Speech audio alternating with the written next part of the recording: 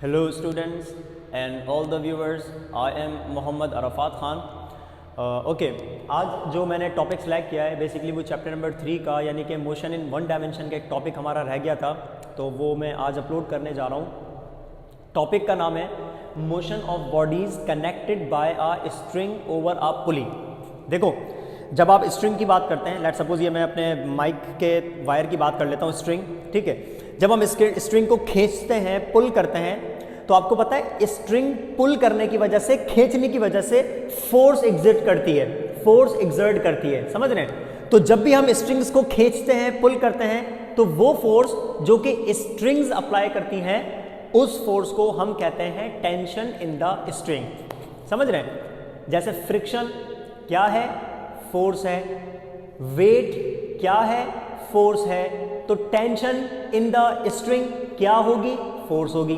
Simple सी बात है। तो when ever a string is pulled, तो जब भी आप किसी स्ट्रिंग को पुल करेंगे, खींचेंगे, तो खींचने की वजह से, पुल करने की वजह से, भले वो आप हॉरिजॉन्टली खींचें, भले वो आप वर्टिकली खींचें, पुल करने की वजह से स्ट्रिंग्स जो फोर्स अप्लाई करती हैं, उस फोर्स को हम कहते हैं टेंशन इन द स्ट्रिंग, यानी कि स्ट्रिंग्स में खिंचाव।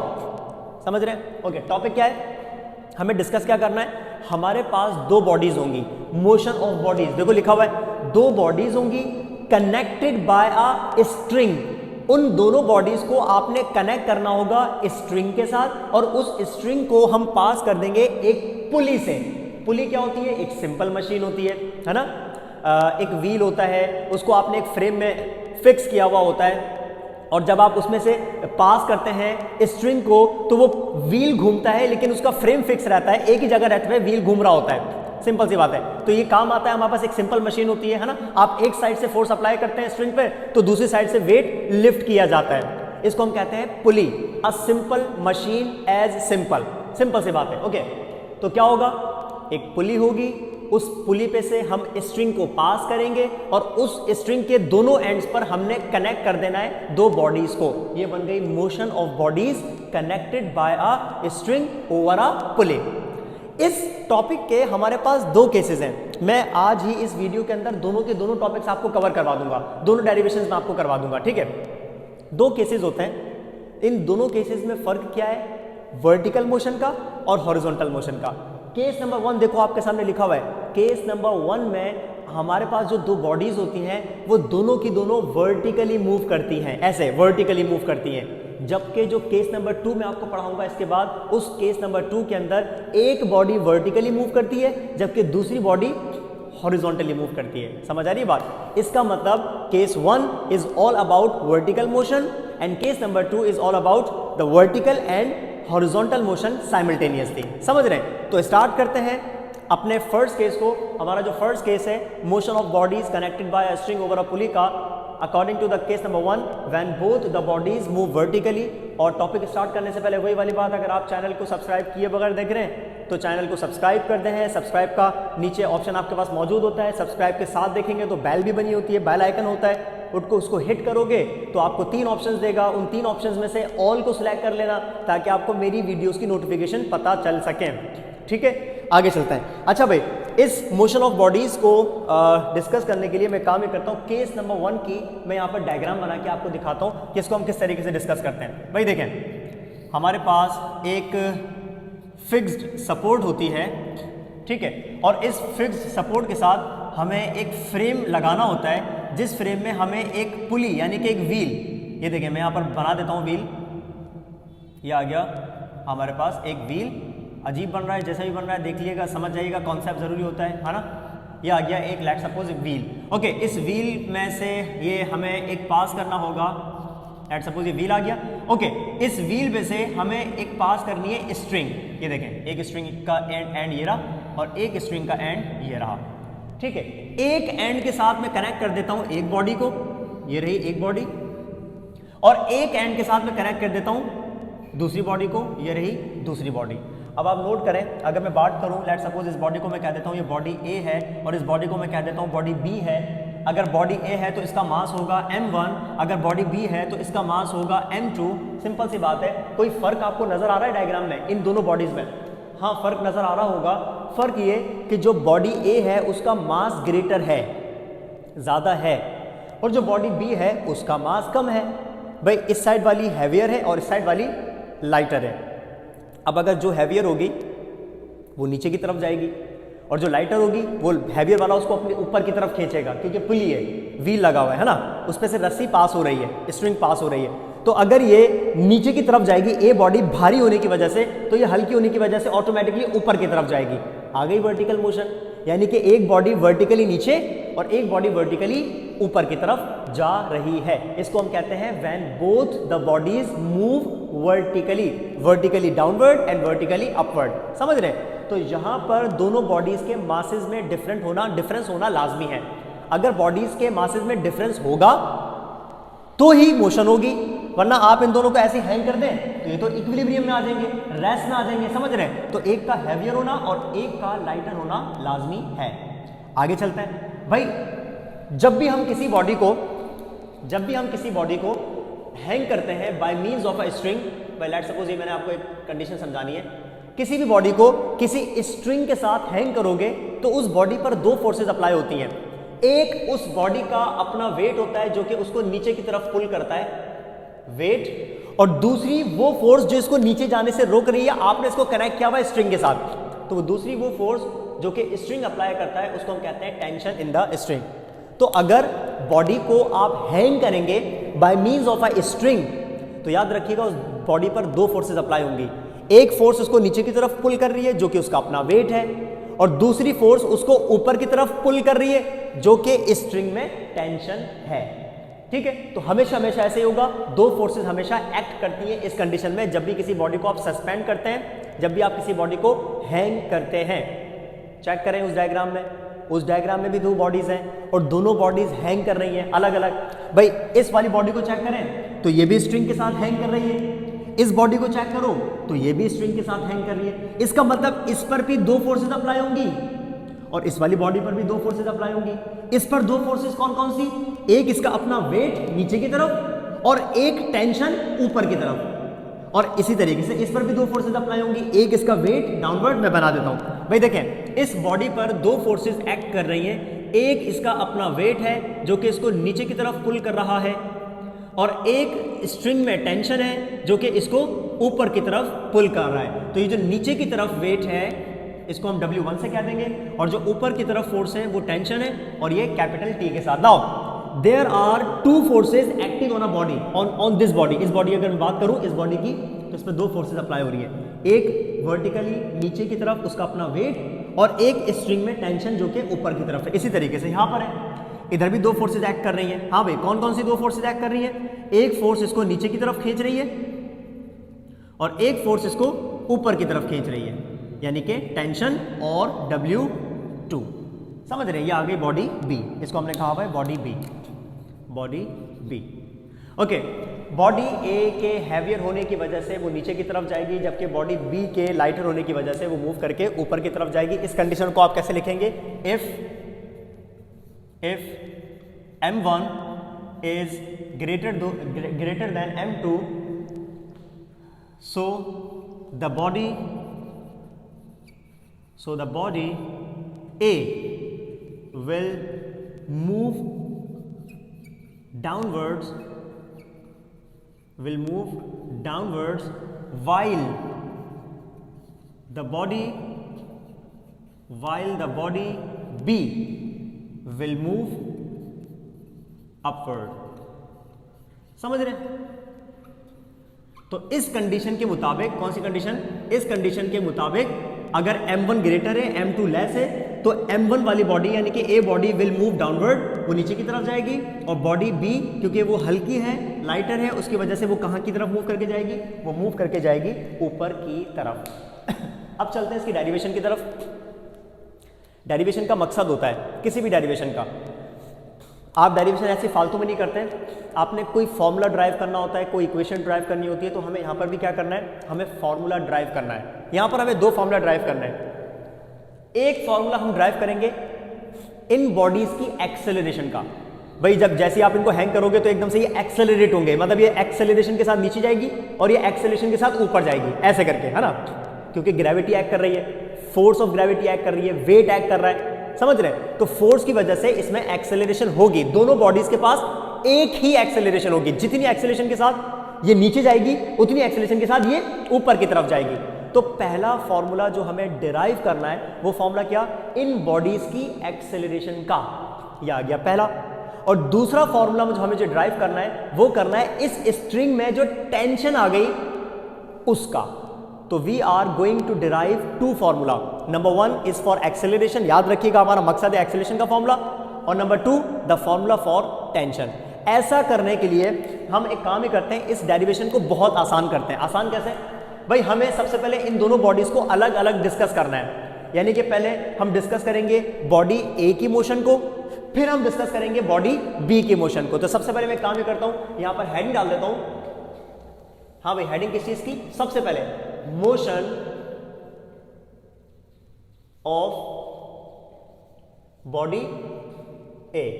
सबसे पहले हम बॉडी ए की मोशन को डिस्कस कर लेते हैं। अच्छा, बॉडी ए की मोशन में हम क्या डिस्कस करेंगे, हमें यह डिस्कस करना है कि इस बॉडी ए पर कौन कौन सी फोर्सेस एक्ट कर रही हैं, उन फोर्सेस की वजह से उस बॉडी पर टोटल फोर्स कितनी एक्ट कर रही है, समझ रहे हैं? तो अब हमें पता है, मैंने आपको बता दिया है कि बॉडी ए हो या बॉडी बी हो, क्योंकि दोनों की दोनों हैंग कर रही हैं, तो हैंगिंग कंडीशन में बॉडीज के ऊपर दो फोर्सेस लगती हैं, एक वेट और एक टेंशन। तो हम यहां पर क्या लिखेंगे, there are two forces acting on a body A, क्योंकि अभी फिलहाल मैं बॉडी ए की बात कर रहा हूं, बाद में हम बॉडी बी को डिस्कस करेंगे। Now there are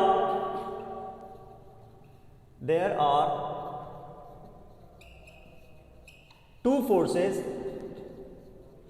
acting on body A, और वो दो फोर्सेस कौन कौन सी है, नंबर 1 भाई, नंबर 1 फोर्स कौन सी है, it's wait acting vertically downward, its weight, और वेट का फॉर्मूला क्या, W1 is equal to M1G, ये आ गया। वेट को हम किससे रिप्रेजेंट कर रहे हैं, W1 से, और जाहिर सी बात है वेट का फॉर्मूला क्या होता है, mg, और क्योंकि M1 की बात कर रहे हैं तो M1G, समझ रहे हैं? तो it's weight W1 is equal to M1G, और ये कहां की तरफ एक्ट कर रहा है, एक्टिंग वर्टिकली डाउनवर्ड्स, ठीक है? ये आ गई पहली फोर्स। दूसरी फोर्स की बात करते हैं। हाँ भाई बताओ, वो कौन सी फोर्स है दूसरी जो इस बॉडी पर एक्ट कर रही है? एक तो इसको नीचे की तरफ खींच रही है, उसका अपना वेट, और दूसरी फोर्स इसको ऊपर की तरफ खींच रही है, जो कि कौन है, टेंशन इन द स्ट्रिंग। तो number 2 is tension in the string, जिसको हम रिप्रेजेंट किया T से, और ये किस तरफ एक्ट कर रहा है, एक्टिंग वर्टिकली अपवर्ड, तो ये दोनों फोर्सेस आ गई उस बॉडी पर जो लग रही हैं। सबसे पहले आपने दोनों फोर्सेस के नाम बता दिए कि कौन कौन सी लग रही हैं। उसके बाद अब हमें क्या करना है, जब भी एक बॉडी पर दो या दो से ज्यादा फोर्सेस लगती हैं तो हमें हमेशा उसका टोटल निकालना होता है, समझ रहे हैं? अब अगर मैं चाहूं कि इस बॉडी पर टोटल फोर्स कितनी लग रही है, नेट फोर्स कितनी लग रही है, वो कैलकुलेट करना, तो मुझे क्या करना होगा, इन दोनों फोर्सेस को सब्ट्रैक्ट करना होगा, है ना भाई? अगर फोर्सेस, ये देखें, अगर फोर्सेस दो हो, F1 और F2, अगर सेम डायरेक्शन में हो, तो आप टोटल फोर्स निकालने के लिए दोनों फोर्सेस को क्या करते हैं, आप दोनों फोर्सेस को प्लस करते हैं, ताकि आपको टोटल फोर्स पता चल जाए। इसी तरीके से अगर आपके पास वही बॉडी हो और उस बॉडी पर दो फोर्सेस अप्लाई करनी हो, एक F1 और दूसरी F2, ठीक है? अब अगर आपने इनका टोटल निकालना हो तो आप क्या करते हैं, ग्रेटर में से लेस वाली फोर्स को माइनस कर देते हैं, तो आपको मिल जाती है टोटल फोर्स, समझ रहे हैं? तो अगर सेम डायरेक्शन में फोर्सेस एक्ट करती हैं तो टोटल फाइंड करने के लिए आप दोनों को प्लस करते हैं, और अगर ऑपोजिट डायरेक्शन में अप्लाई होती है फोर्स, तो ऑपोजिट डायरेक्शन में टोटल फाइंड करने के लिए आप दोनों फोर्सेस को माइनस करते हैं। तो यहां पर ऑपोजिट है ना, एक नीचे की तरफ, एक ऊपर की तरफ, तो मुझे क्या करना होगा, इन दोनों फोर्सेस को माइनस करना होगा, क्या फाइंड करने के लिए, नेट फोर्स। हाँ भाई, the net force acting on the body A is given by, हाँ भाई, बॉडी ए पर नेट फोर्स कितनी लग रही है, टोटल फोर्स कितनी लग रही है, तो हम क्या करेंगे, इन दोनों फोर्सेस को माइनस करेंगे। ऑपोजिट होती है तो माइनस करते हैं, सेम डायरेक्शन में होती है तो प्लस करते हैं, ठीक है। और माइनस कैसे करेंगे, हम ग्रेटर में से लेस वाली को माइनस करेंगे। हमें कैसे पता चलेगा कि W1 ज्यादा है या टेंशन ज्यादा है, तो हमें पता चल रहा है बॉडी जिस फोर्स की डायरेक्शन में जा रही है वो फोर्स ज्यादा है, और जिसकी डायरेक्शन में नहीं जा रही वो फोर्स कम है। सिंपल सी बात है। तो भाई बॉडी ए कहां जा रही है, बॉडी ए मूव कर रही है नीचे की तरफ। तो अगर बॉडी ए नीचे जा रही है तो ये वाली फोर्स ज्यादा हो गई तभी तो नीचे जा रही है, और ये वाली फोर्स कम है जब ये ऊपर की तरफ नहीं जा रही। तो जो फोर्स ग्रेटर होती है बॉडी हमेशा उसी फोर्स की डायरेक्शन में मूव करती है। तो हम कहेंगे this is greater and this is less. तो मैं लिख देता हूं इस बॉडी ए की कंडीशन में जो W1 है, इस बॉडी ए की कंडीशन में जो W1 है वो ग्रेटर है किससे, टेंशन से। और इस वाली कंडीशन में बॉडी ऊपर जा रही है तो इस वाली कंडीशन में W2 जो है वो ग्रेटर है टेंशन के साथ, टेंशन से। समझ रहे हैं, ये दो कंडीशंस को हमें यूज करना है। तो अगर यहां पर W1 ग्रेटर है तो अगर आपने नेट फोर्स फाइंड करनी हो, टोटल फोर्स फाइंड करनी हो, तो हम क्या करेंगे, ग्रेटर वाली में से माइनस कर देंगे लेस वाली को। भाई ऑपोजिट है पहली बात, तो माइनस कर रहे हैं टोटल फाइंड करने के लिए। और किस में से किसको माइनस कर रहे हैं, ज्यादा वाली में से कम वाली को माइनस कर रहे हैं। तो बॉडी जिस डायरेक्शन में जाती है वो ग्रेटर, जिस डायरेक्शन में नहीं जाती वो लेस हो जाती है। आगे चलते हैं, फॉर्मूला पुट करते हैं। According to Newton's second law of motion, F का फॉर्मूला होता है ma, ओके। डब्ल्यू का फॉर्मूला होता है mg, और माइनस अभी तक हमारे पास t का कोई फॉर्मूला नहीं है। एक बात और करते हैं, हम बॉडी ए को डिस्कस कर रहे हैं और बॉडी ए के मास को हमने किससे शो किया हुआ है, m1 से। तो इस m के साथ 1 लगा दें और इस m के साथ भी 1 लगा दें। इसको हम कह देंगे equation number 1। So m1a minus m1a is equal to m1g minus t। Body A को डिस्कस करके हमने इक्वेशन नंबर 1 बना दी। समझ रहे हैं कितना आसान था, समझ रहे हैं। तो आपने बॉडी ए को डिस्कस किया, तो बॉडी ए को डिस्कस करके आपने इक्वेशन नंबर 1 बना दी। ये हो गया हमारा पहला स्टेप कंप्लीट। अब हम चलना है बॉडी बी की तरफ। अब जिस तरीके से मैंने यहाँ पर हेडिंग डाली थी मोशन ऑफ बॉडी ए, अब मैं हेडिंग डालूंगा मोशन ऑफ बॉडी बी। इसी तरीके से आपके पास फिर दूसरी इक्वेशन भी आ जाएगी। चलें भाई चलते हैं, मैं यहाँ पर हेडिंग डाल देता हूँ, motion of body B. Second step हमारा स्टार्ट हो रहा है यहां से।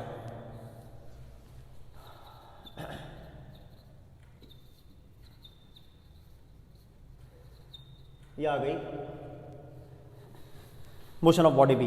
भाई मोशन ऑफ बॉडी बी में भी हमें क्या डिस्कस करना है, हमें यही डिस्कस करना है कि कितनी फोर्सेज एक्ट कर रही हैं, कौन कौन सी कर रही हैं, और उस पर टोटल फोर्स कितनी लग रही है, हमें उसका भी यही डिस्कस करना है। तो भाई बॉडी बी भी हैंग कर रही है तो अगेन उस पर भी कितनी फोर्सेज लग रही हैं, 2 फोर्सेज लग रही हैं। The two forces, there are two forces, there are two forces acting on body B. Body B पर भी 2 फोर्सेस एक्ट कर रही हैं। वो 2 फोर्सेस कौन कौन सी हैं? सबसे पहली force its weight, body B का अपना वेट, और उसका फॉर्मूला क्या लिखा हुआ है, W2 is equal to M2G। और ये कहां एक्ट कर रही है, एक्टिंग वर्टिकली, एक्टिंग वर्टिकली। हाँ भाई, जो वेट होता है वो हमेशा हमेशा कहां की तरफ होता है, downward, acting vertically downwards. Okay, ये तो आ गई पहली फोर्स। दूसरी फोर्स कौन सी एक्ट कर रही है, नंबर 2। दूसरी फोर्स अगेन चेक कर रहे हैं इस डायग्राम को, दूसरी फोर्स इसको ऊपर की तरफ खींच रही है, वो कौन सी है, tension. So tension in the string, tension in the string, यानी कि कैपिटल टी। और कैपिटल टी किस तरफ है, acting vertically upward, acting vertically upward. ठीक है, अब आपने पहले ये 2 फोर्सेस बता दी, यहां पे 2 फोर्सेस लग रही हैं। अब हमें क्या करना होगा, इन दोनों फोर्सेस का टोटल निकालना है, जैसे आपने यहां पर टोटल निकाला, यानी कि net force. So the net force, हाँ भाई, the net force acting on the body B is, हाँ भाई, अगर मुझे टोटल फोर्स निकालनी हो तो तरीका वही है, क्योंकि दोनों फोर्सेस ऑपोजिट हैं, एक ऊपर और एक नीचे। तो अगर मुझे टोटल निकालना हो तो टोटल निकालने के लिए आप क्या करेंगे, दोनों फोर्सेस को माइनस करेंगे, लेकिन किस में से किसको, जो ज्यादा वाली है उसमें से कम वाले को। अब आप चेक कर रहे हैं जो बॉडी बी है वो मूव करके ऊपर की तरफ जा रही है, तो इसका मतलब टेंशन ग्रेटर है और वेट कम है। तो टेंशन का ग्रेटर होना, सॉरी यहां पर मैंने गलत लिख दिया, यहां पर हो जाएगा ये उल्टा ऐसे करके, ठीक है। तो टेंशन का ग्रेटर होना और वेट का कम हो जाना, ठीक है। तो अगर ज्यादा टेंशन है तो टेंशन में से W को माइनस करेंगे। सो द नेट फोर्स यानी कि F का फॉर्मूला क्या बन जाएगा, टेंशन में से माइनस कर दो बॉडी के वेट को। यहां पर अलग था, यहां पर वेट ज्यादा था और टेंशन कम थी, यहां पर टेंशन ज्यादा है और वेट कम है। दोबारा से फॉर्मूला पुट करते हैं, F इज इक्वल टू, हाँ भाई फोर्स का फॉर्मूला क्या होता है, ma, T का कोई फॉर्मूला नहीं है, माइनस W का फॉर्मूला क्या होता है, mg। क्योंकि हम बॉडी B को डिस्कस कर रहे हैं तो m2 और m2, इसको हम कह देंगे इक्वेशन नंबर 2। दो स्टेप्स आपके कंप्लीट हो गए। हमने मोशन ऑफ बॉडी A को डिस्कस किया, इक्वेशन नंबर 1 बताई। हमने मोशन ऑफ बॉडी B को डिस्कस किया तो इक्वेशन नंबर 2 आ गई है। अब हमें पता है क्या करना है। अब जो हमें डेरिवेशंस करनी थी ना, एक एक्सेलरेशन की और एक टेंशन की, अब वो स्टार्ट करने जा रहे हैं। हम इन्हीं दो इक्वेशंस को यूज करेंगे पहले और एक्सेलरेशन का फॉर्मूला बना देंगे, फिर इन्हीं दो इक्वेशंस को यूज करेंगे और हमारा टेंशन का फॉर्मूला बन जाएगा। तो we are going to use these two equations in order to derive the formula for acceleration and the formula for tension. अब जो हमारा थर्ड स्टेप स्टार्ट हो रहा है, और थर्ड स्टेप में हम लोग पहले एक्सेलरेशन का फॉर्मूला डिराइव करने जा रहे हैं। अब हम जाते हैं पहली डेरिवेशन की तरफ, और पहली डेरिवेशन हम किसकी कर रहे हैं, हम कर रहे हैं डेरिवेशन फॉर ए। अब यहां से हम स्टार्ट कर रहे हैं, कैलकुलेशन कह दो, कैलकुलेशन फॉर ए, ठीक है, या डेरिवेशन फॉर ए। अब यहां से हम डेरिवेशन करने जा रहे हैं किसकी, एक्सेलरेशन की। मुझे इन दोनों इक्वेशंस को यूज करना है। देखिए इस इक्वेशन में देखा जाए तो ये टी वाला फैक्टर आ रहा है, टेंशन वाला फैक्टर, और इस इक्वेशन में देखा जाए तो यहां पर भी टी आ रहा है। मुझे एक्सेलरेशन के फॉर्मूले में टेंशन नहीं चाहिए, क्योंकि हमें अभी तक टेंशन का फॉर्मूला पता ही नहीं है, समझ रहे हैं। तो हमें क्या करना है, इन दोनों इक्वेशंस को ऐसे यूज करना है कि इन दोनों इक्वेशंस में से टी और टी कैंसिल हो जाए। और आपको पता है हमारे पास 4 तरीके हैं, या तो इन इक्वेशंस को हम ऐड कर दें, या माइनस कर दें, या मल्टीप्लाई कर दें, या डिवाइड कर दें। इन 4 इक्वेशंस में से हम जो तरीका फॉलो करेंगे वो फॉलो करेंगे जिसमें से ये दोनों टी आपस में कैंसिल हो जाएं। और ये पता है कब हो सकते हैं, जब आप इन दोनों को इक्वेशंस को ऐड करें। जब आप ऐड करेंगे पता है क्या होगा, ये देखो ये वाला टी माइनस का है और ये वाला टी प्लस का है, तो ये दोनों क्या हो जाएंगे, cancel. So in order to cancel the tension from both equations we are going to add these 2 equations. हमें दोनों इक्वेशंस को क्या करना है, ऐड करना है। अपनी मर्जी से नहीं कर रहे सर अरफात, कंडीशन के मुताबिक कर रहे हैं, है ना। हो सकता है आप ये पूछते हैं सर माइनस क्यों नहीं किया, मल्टीप्लाई क्यों नहीं किया, डिवाइड क्यों नहीं किया। तो कहीं पर भी किसी भी और कंडीशन में ये टेंशन यहां से माइनस नहीं हो सकेंगे सिवाय एडिशन के। ऐड करोगे तो ही टेंशन की वैल्यू यहां से कैंसिल होगी। तो मैं यहां पर क्या लिखूंगा, by adding equation 1 and equation number 2, by adding equation number 1 and equation number 2, यानी कि इन दोनों इक्वेशंस को अब आप ऐड करने जा रहे हैं। ऐड करने का मतलब क्या होता है, इक्वेशन की लेफ्ट साइड को लेफ्ट साइड के साथ ऐड करो। मतलब मैं इसकी लेफ्ट को लिखूंगा पहले, कौन है, m1a, इस लेफ्ट साइड के साथ प्लस करूंगा इसकी लेफ्ट साइड को, प्लस m2a। यानी इक्वेशंस को ऐड करने का मतलब क्या होता है, आपने लेफ्ट साइड को लेफ्ट साइड के साथ प्लस करना है और राइट साइड को राइट साइड के साथ प्लस करना है। अब मैं क्या करूंगा, इक्वेशन 1 की राइट साइड लिखूंगा मैं, is equal to m1g minus T, और इस राइट साइड वाली इक्वेशन को प्लस करूंगा 2 की राइट साइड वाली इक्वेशन से। और 2 की राइट साइड वाली इक्वेशन क्या है, t माइनस m2g। तो भाई क्या हुआ, आपने दोनों इक्वेशंस को प्लस कर लिया। ये देखें, ये लिखी हुई इक्वेशन नंबर 1 और ये लिखी हुई इक्वेशन नंबर 2। लेफ्ट को लेफ्ट से ऐड किया और राइट को राइट के साथ ऐड कर दिया। अब हम जो चाह रहे थे वो हो गया, टेंशन की वैल्यू माइनस की प्लस की कैंसिल हो गई। इधर से आप कॉमन निकाल सकते हो, हाँ बिल्कुल निकाल सकते हैं, और यहां से कॉमन क्या आ जाएगा, एक्सेलरेशन, और अंदर क्या बच जाएगा, m1 plus m2 is equal to, हाँ भाई यहां से कॉमन आ सकता है, बिल्कुल आ सकता है, g कॉमन आ जाएगा, ब्रैकेट में क्या बच जाएगा, m1 माइनस m2, और ब्रैकेट के बाहर कॉमन क्या निकाल दिया, g कॉमन निकाल दिया। लास्ट स्टेप, यहां पर एक्सेलरेशन की वैल्यू के साथ ये ब्रैकेट मल्टीप्लाई कर रहा है, यहां पर आके डिवाइड करेगा, तो भाई एक्सेलरेशन का जो हमें फॉर्मूला मिल जाएगा that will be m1 minus m2 upon m1, ये ब्रैकेट नीचे आ जाएगा, m1 प्लस m2, और साथ में कौन है, g की वैल्यू। जनाब हमारा पहला फॉर्मूला ड्राइव हो चुका है। हमें दो फॉर्मूला ड्राइव करने थे, एक करना था एक्सेलरेशन का और एक करना था टेंशन का। तो पहला फॉर्मूला आपने ड्राइव कर लिया थर्ड स्टेप के अंदर। This is the first step of the derivation, this is the second step of the derivation, and this is the third step. Motion of body A को discuss किया, equation number 1, motion of body B को discuss किया, equation number 2, दोनों equations को plus किया तो acceleration का formula आ गया।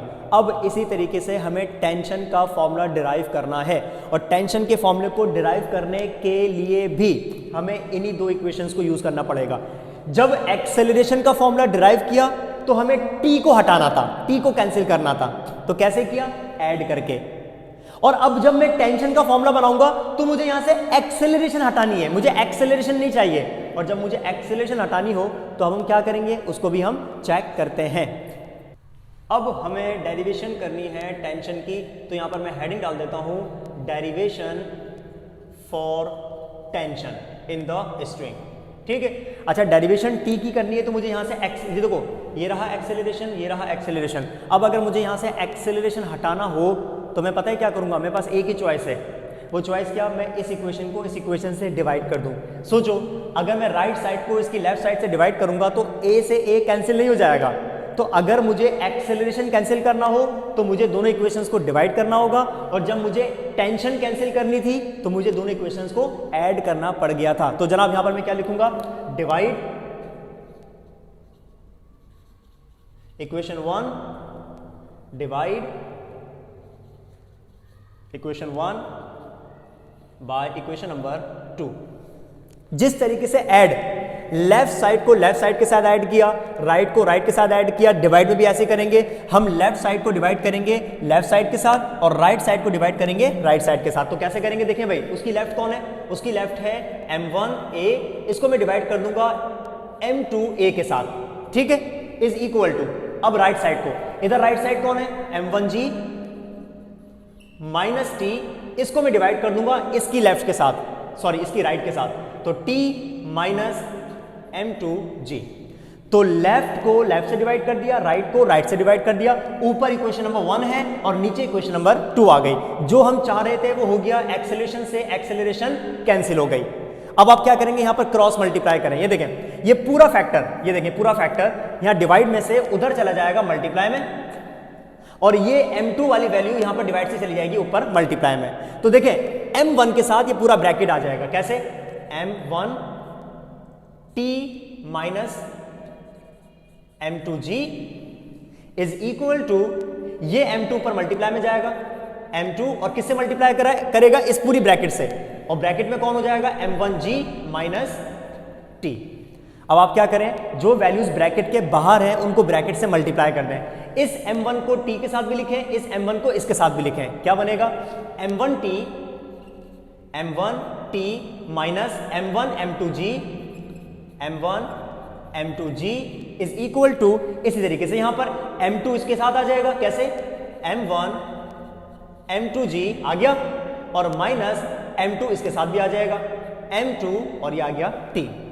अब एक काम ही करते हैं कि हम t वाली वैल्यूज को एक तरफ करते हैं और g वाली वैल्यूज को एक तरफ कर देते हैं, कैसे, ये देखें, हाँ भाई m1t को ही रहने देते हैं, ये जो माइनस का m2t है इसको यहां पर लिख देते हैं, कैसे, ये देखें, m1t प्लस का, ये माइनस का था, यहां पर आके क्या हो जाएगा, प्लस का, क्या बनेगा, m2t इज इक्वल टू, ये सेम रहेगा यहां पर, ये यहां पर सेम रहेगा, m1 m2g, हाँ ये वाला माइनस का था, यहां पर आके प्लस का हो जाएगा, प्लस का m1 M2G। आगे चलते हैं। हाँ भाई, इसमें से कुछ कॉमन, हाँ बिल्कुल आ सकता है कॉमन, और वो कॉमन क्या आ सकता है? टेंशन को आपने कॉमन निकाला और वहां पर क्या बच गया? M1 प्लस M2, टेंशन को कॉमन निकाल दिया, इज इक्वल टू यहां से कॉमन। अब आप सोचें यहां से कॉमन क्या आएगा? क्या सोच रहे हैं? G कॉमन आ जाएगा, ठीक है, फिर M1 भी कॉमन आ सकता है, फिर M2 भी कॉमन आ सकता है। तो अगर पूरा फैक्टर सेम हो तब हम कॉमन थोड़ी निकालते हैं, अगर पूरा फैक्टर सेम हो तो डायरेक्टली प्लस करते हैं। तो भाई M1 M2G plus M1 M2G ये किसके बराबर हो जाएगा? 2M1 M2G के, सही है ना? तो यहां पर क्या आ जाएगा? 2M1 M2G। अब आप कॉमन नहीं निकालोगे, ये दोनों फैक्टर्स बिल्कुल सेम है। जब सेम फैक्टर्स ऐड करते हैं तो 2 आ जाता है, a plus a 2a, ab plus ab 2ab, तो M1 M2G plus M1 M2G क्या बना? 2M1 M2G।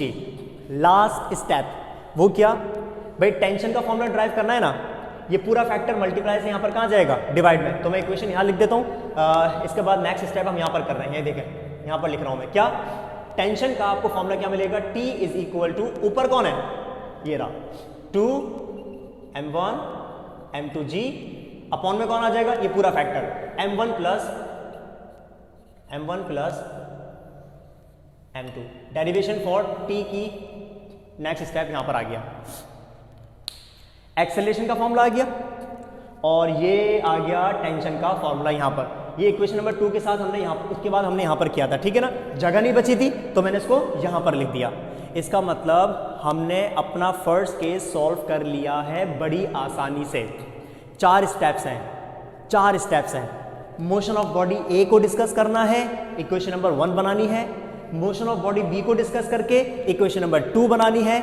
दोनों इक्वेशंस को प्लस करोगे, एक्सेलरेशन का फॉर्मूला मिल जाएगा। दोनों इक्वेशंस को डिवाइड करोगे तो टेंशन का फॉर्मूला मिल जाएगा। हाउ इजी दैट वाज, कितना आसान था ये, समझ रहे ना? तो ये हमने कर लिया हमारे इस टॉपिक का केस नंबर 1। और केस नंबर 1 क्या था? जब दोनों की दोनों बॉडीज वर्टिकली मूव करेंगी, एक वर्टिकली डाउनवर्ड और एक वर्टिकली अपवर्ड, समझ रहे हैं? तो this was all about case number 1। और केस नंबर 1 की सारी कंडीशन आपके सामने लिखी हुई है, बनी हुई है, बहुत आसान सी डेरिवेशन मौजूद है, समझ रहे हैं? अब हम चलते हैं हमारे केस नंबर 2 की तरफ। केस नंबर 1 को डिस्कस करने के बाद अब हम चलते हैं केस नंबर 2 की तरफ। केस नंबर 2 में और 1 में एक माइनर सा डिफरेंस है, वो ये है कि फर्स्ट केस में दोनों की दोनों बॉडीज वर्टिकली मूव कर रही थी। केस नंबर 2 में ऐसा नहीं होगा। केस नंबर 2 में एक तो वर्टिकली मूव करेगी लेकिन दूसरी वाली मूव करेगी हॉरिजॉन्टली।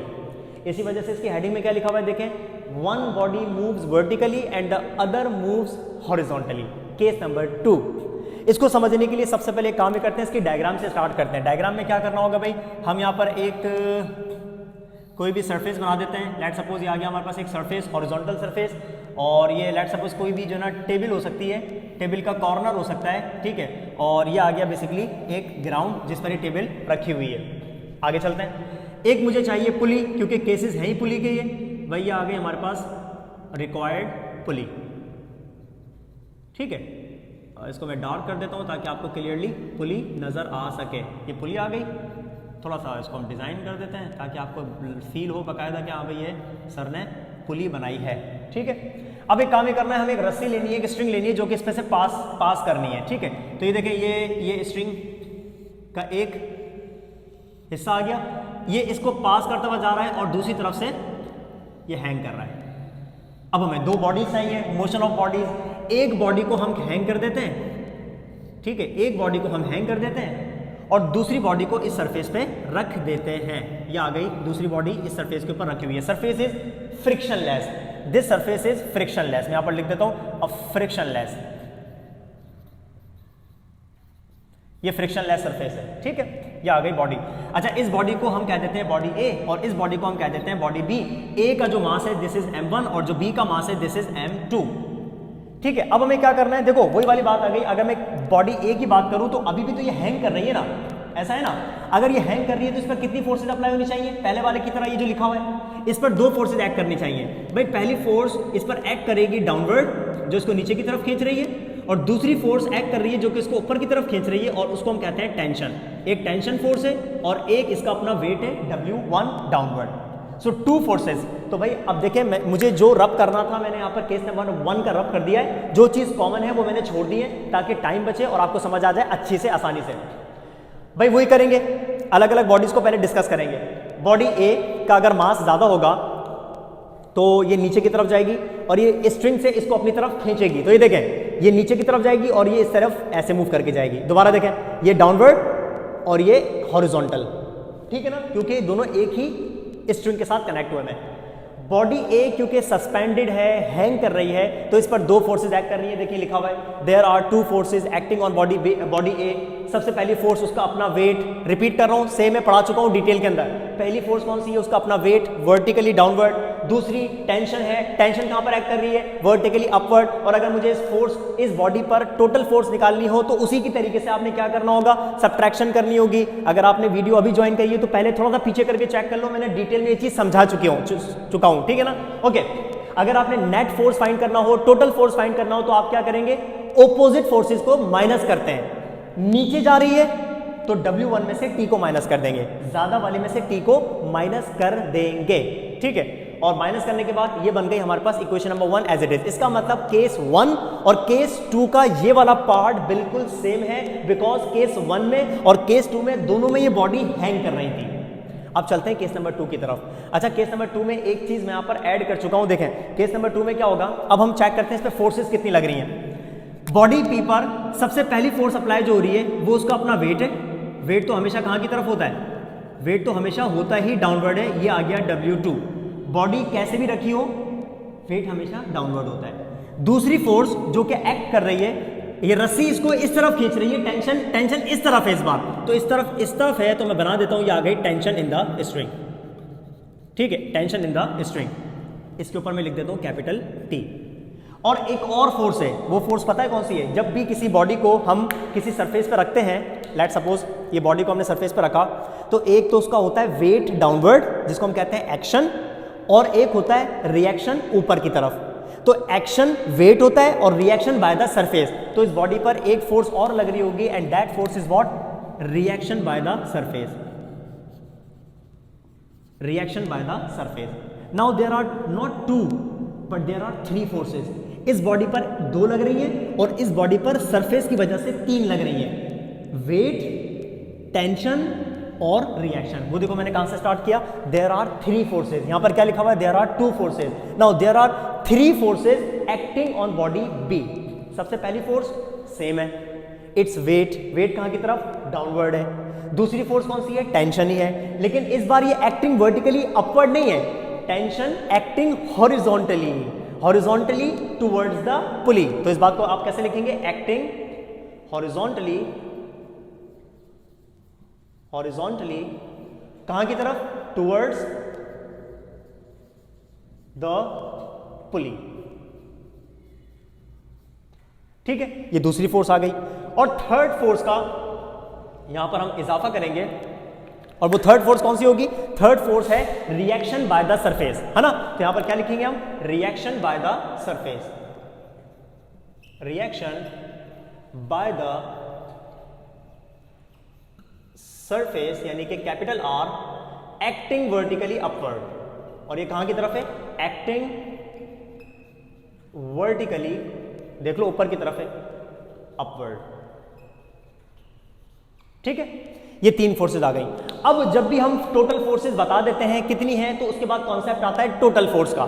तो अब अगर हम चेक करना चाहें कि बॉडी बी पर टोटल फोर्स कितनी लग रही है, तो एक आसान सा कॉन्सेप्ट, वो आसान सा कॉन्सेप्ट पता है क्या, इधर देखें भाई, एक्शन और रिएक्शन बिल्कुल सेम होते हैं, मैग्नीट्यूड सेम होते हैं, लेकिन ऑपोजिट डायरेक्शन में होते हैं, तो ये दोनों एक दूसरे को बैलेंस कर देते हैं। तो मैं कहूँगा इस बॉडी पर एक्शन और रिएक्शन, यानी कि वेट और रिएक्शन आपस में एक दूसरे को बैलेंस करके कैंसिल कर रहे हैं। और जब ये दोनों कैंसिल कर देंगे ना एक दूसरे को, इसका मतलब इस बॉडी पर टोटल फोर्स में इन दोनों फोर्सेस का कोई काम नहीं होगा।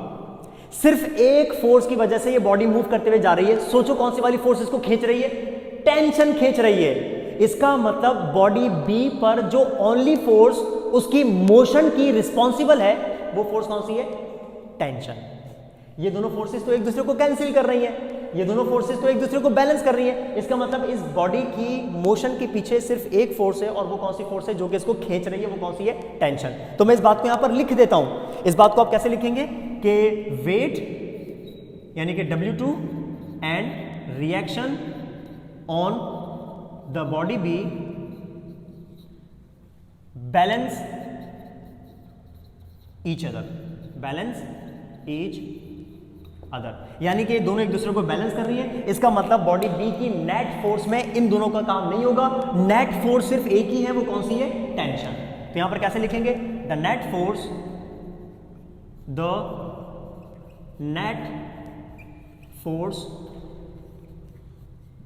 Acting on body B is, हाँ भाई, नेट फोर्स के बारे में अगर हम लिखें तो नेट फोर्स सिर्फ एक ही है, और वो कौन सी है, सिर्फ और सिर्फ टेंशन। इस बार कोई माइनस नहीं करना आपने, समझ रहे हैं, माइनस जब करेंगे जब वो हैंग कर रही होगी। आगे चलते हैं भाई, फोर्स का फॉर्मूला पुट कर दो, M2A is equal to tension, ये बन गई इक्वेशन नंबर 2। तो देखें, 2 स्टेप्स कंप्लीट हो गए। केस नंबर 2 के 2 steps, motion of body A को डिस्कस करके इक्वेशन नंबर 1 पहले की तरह बन गई, मोशन ऑफ बॉडी बी को डिस्कस करके इक्वेशन नंबर 2 बन गई। अब हमें डेरिवेशन करनी है एक्सेलरेशन की, और एक्सेलरेशन की डेरिवेशन करने के लिए आपने इन दोनों इक्वेशंस को दोनों केसेस में प्लस करना है। तो मैं यहां पर क्या लिखूंगा, बाय एडिंग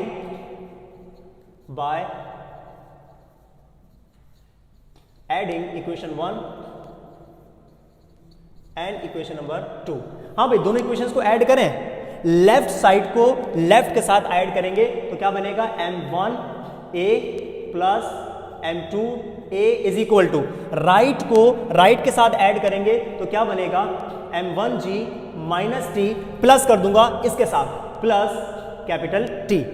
तो T से T कैंसिल, कॉमन निकाल लो, कॉमन आ जाएगा एक्सेलरेशन, ब्रैकेट में क्या बचेगा, M1 plus M2 is equal to, यहां पर बचा हुआ है सिर्फ M1G, ये ब्रैकेट मल्टीप्लाई कर रहा है, यहां पर आके डिवाइड करेगा तो आपको एक्सेलरेशन का फॉर्मूला मिल जाएगा, and that will be M1G upon M1 plus M2।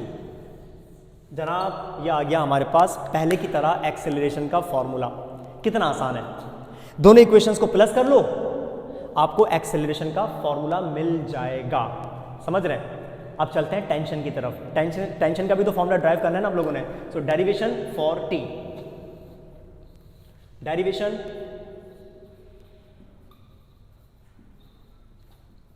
For tension. Okay, अब अगर मुझे डेरिवेशन करनी हो टेंशन की, तो इससे पहले वाले केस में मैंने आपको क्या बताया कि अगर आप इन दोनों को ऐड करेंगे तो एक्सेलरेशन मिल जाएगी, इन दोनों को डिवाइड करेंगे तो टेंशन मिल जाएगी। भाई आप इन दोनों को अभी भी डिवाइड करोगे ना तो आपको टेंशन का फॉर्मूला मिल जाएगा जैसे पहले मिल गया था, लेकिन मैं आपको उससे आसान तरीका बताता हूँ यहाँ पर, वो सिर्फ यहाँ पर अप्लाई करेंगे। वो आसान तरीका पता है क्या? एक्सेलरेशन का ये फॉर्मूला है ना, ये देखो ए का फॉर्मूला, इस ए के फॉर्मूले को क्यों ना हम इस इक्वेशन 2 में इधर पुट कर दें। जब इधर पुट कर दोगे तो ऑटोमेटिकली किसका फॉर्मूला बन जाएगा? टी का फॉर्मूला बन जाएगा। आसान कर देते हैं, डिवाइड करोगे तो भी आ जाएगा आंसर और सेम आएगा, लेकिन क्यों ना हम आसानी करें। आसानी क्या, हम इस ए की वैल्यू को इस इक्वेशन नंबर 2 में पुट करते हैं। देखें, पुट द वैल्यू ऑफ ए, यानी कि ए की वैल्यू क्या लिखी हुई है, M1G upon M1 plus M2। इस वैल्यू को इक्वेशन नंबर 2 में पुट कर देते हैं इन इक्वेशन नंबर 2। और इक्वेशन नंबर 2 क्या लिखी हुई है भाई आपके सामने? इक्वेशन नंबर 2 पहले मैं लिख देता हूं, क्या लिखी हुई है, T is equal to M2A। अब आप इस A की जगह पे इसका फॉर्मूला पुट कर दें, T is equal to M2 multiply A की value M1G upon M1 plus M2, साथ में मल्टीप्लाई करके लिख दो एक साथ। तो मल्टीप्लाई करके लिखोगे तो क्या बनेगा, M1 M2G upon M1 plus M2। बन गया टेंशन का फॉर्मूला। कितना आसान है डेरिवेशंस, कोई मुश्किल बात है ही नहीं, सिर्फ आपने ये याद रखनी चीजें, step 1, step 2, step 3 and step 4, ये चीजें याद रखनी है आपने। तो दोनों केसेस में 4 स्टेप्स में आंसर आ रहा है, बहुत आसान। स्टेप्स क्या है? فرسٹ آپ کو موشن آف باڈی اے کو ڈسکس کر کے ایکویشن نمبر 1 بنانی ہے. سیکنڈ اسٹیپ کیا ہے؟ موشن آف باڈی بی کو ڈسکس کر کے ایکویشن نمبر 2 بنانی ہے. تھرڈ اسٹیپ کیا ہوگا؟ ان دونوں ایکویشنز کو پلس کرو گے تو ایکسیلریشن کا فارمولا آ جائے گا, اور انہی ایکویشنز کو ڈیوائڈ کرو گے تو ٹینشن کا فارمولا آ جائے گا. لیکن میں نے سیکنڈ کیس میں ڈیوائڈ نہیں کیا, اس سے آسان طریقہ اپنایا, فالو کیا. تو ہم نے کیا کیا, اے کی ویلیو کو یہاں پر پٹ کر دیا تو ہمیں ٹینشن کا فارمولا مل گیا. تو بھائی یہ کیسز تھے, کیس نمبر 1 بھی کر لیا, کیس نمبر 2 بھی کر لیا. ایک ہی ویڈیو کے اندر آپ نے دونوں ٹاپکس کو کور کر لیا ہے. تو امید کرتا ہوں کہ آپ کو یہ دونوں کیسز بہت اچھے سے کانسیپچولی کلیئر ہو گئے ہوں گے. Motion of bodies connected by a string over اے پلی, یہ ٹاپک آپ کا کلیئر ہو گیا ہوگا. اور اگر کلیئر ہو گیا, کانسیپٹ کلیئر ہو گیا, سمجھ آ گئی ساری باتیں, تو لائک کر دیں ویڈیو کو, شیئر کر دیں, کامنٹ کریے گا. اگر سبسکرائب کیے بغیر دیکھی ویڈیو تو سبسکرائب کر دو اینڈ میں, ٹھیک ہے, اور بیل آئکن پر ہٹ کر دیے گا, ٹھیک ہے. اور ملتے ہیں نیکسٹ ویڈیو میں, تب تک کے لیے اپنا خیال رکھیے گا.